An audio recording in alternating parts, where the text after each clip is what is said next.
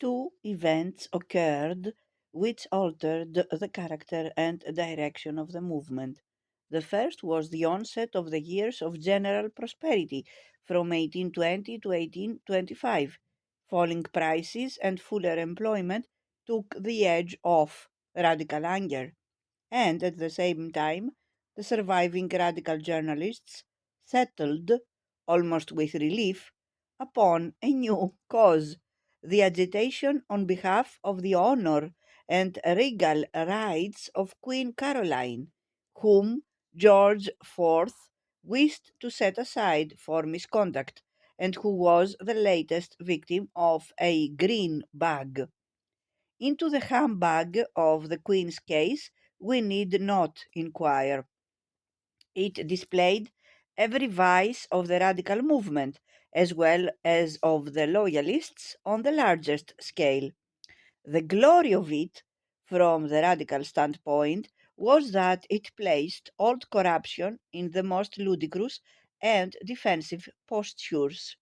It allowed radical addresses, remonstrances, protests, petitions to be drawn up in defense of honor, chastity, justice, and sincere attachment to the throne.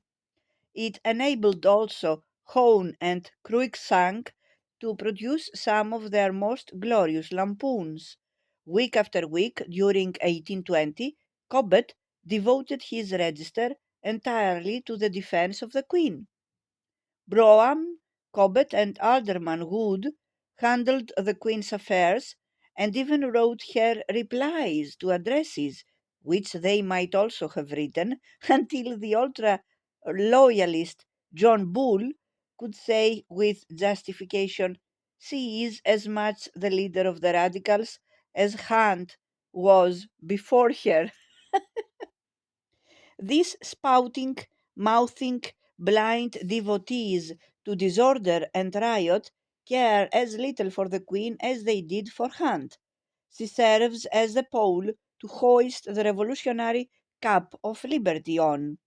Burdett was the pole at one time. Hunt was the last pole before the Queen, and now Her Majesty is established the veritable Mother Redcap of the faction. But it was no longer the revolutionary cap of liberty that was hung on the Queen. This had been lost somewhere on the way between Peterloo and Cato Street.